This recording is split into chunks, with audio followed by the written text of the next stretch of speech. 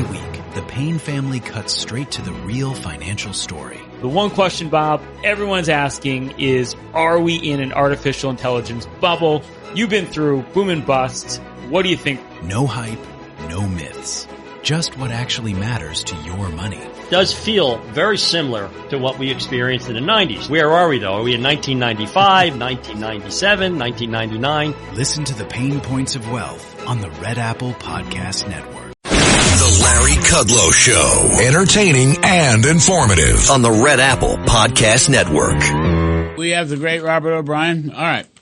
So now we're going to just switch right into my... Now, Arthur Herman, I think, worked for Ambassador Robert O'Brien, who was a former National Security Advisor and Chairman of America Global Strategies. Robert, welcome. It's always wonderful. Just one quick word.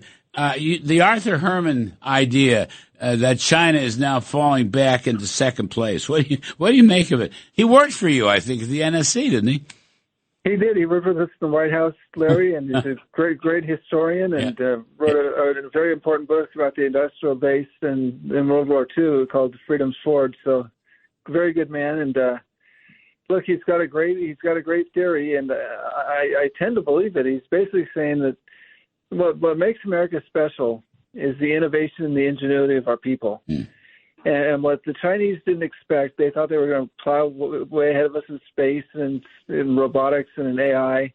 And what they didn't expect is an Elon Musk and an Alex Karp and a Peter Thiel and a Steve Jobs and Tim Cook and all those guys, Mark Zuckerberg, all those guys to arise through their hard work and ingenuity in the American system and blow them away. And so I think he's got a good theory, and I tend to agree with it.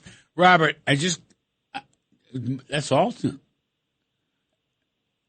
Yeah, it's great, and Donald Trump, of course, is the key to the whole thing. Yeah, let me, Robert. I really wanted to hear your take on Iran, because I think a lot of us were surprised.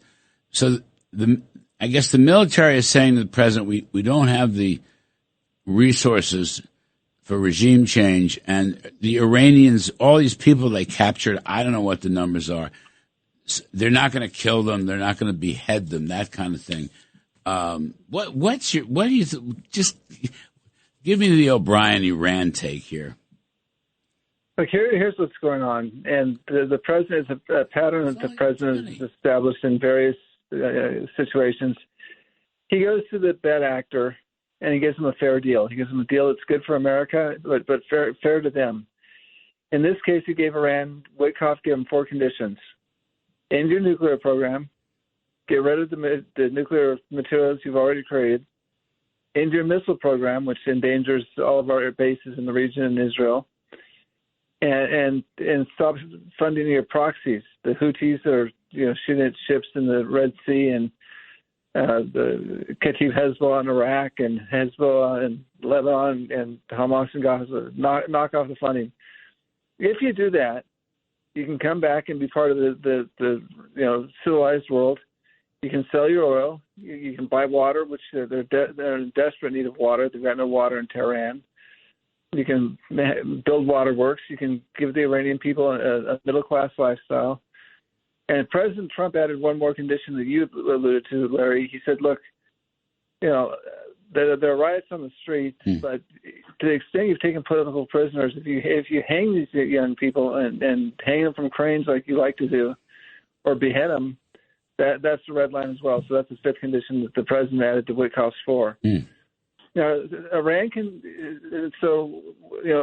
take those conditions, which are reasonable and normal, and which they should do anyway, and give themselves a better life and give the regime a chance to survive, or they can ignore it and suffer the consequences. And so what President Trump is doing right now in the interim is he's moving the Abraham Lincoln, one of our great Nimitz-class carriers with 90 aircraft on it.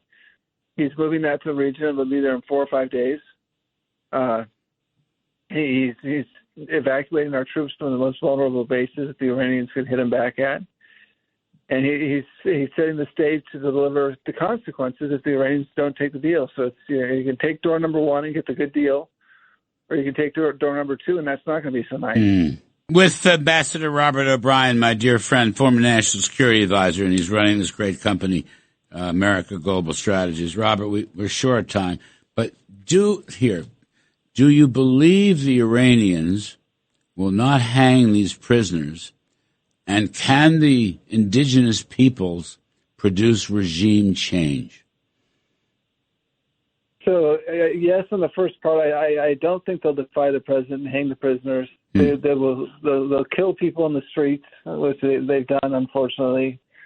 They'll try and stop the riots using machine guns, which is a terrible thing. The president told them not to do that as well. But I don't think they'll take the step of doing the public hangings on the cranes and the judicial hangings that they've done to intimidate people, because I don't think they'll cross President Trump's red line. They know better than to do that.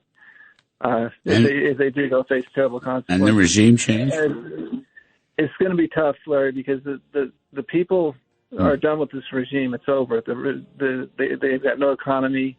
Your maximum pressure campaign when you were in office is being repeated now. The economic campaign against them is just crippling. But the people don't have guns, and the regime does, and they're motivated by fanaticism and radicalism, and so they'll fight for a long time to stay in power. Wow. Tough stuff. Robert O'Brien, thank you, American Global Street. Tough stuff. We'll see. Iran. Hopes dashed. I don't know. You're right. They don't have the guns. We'll take a break. We're going to talk health care on the other side.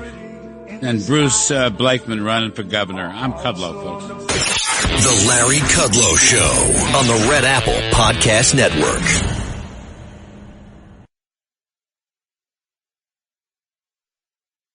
Every week, the Payne family cuts straight to the real financial story. The one question, Bob, everyone's asking is, are we in an artificial intelligence bubble? You've been through boom and bust. What do you think? No hype, no myths. Just what actually matters to your money.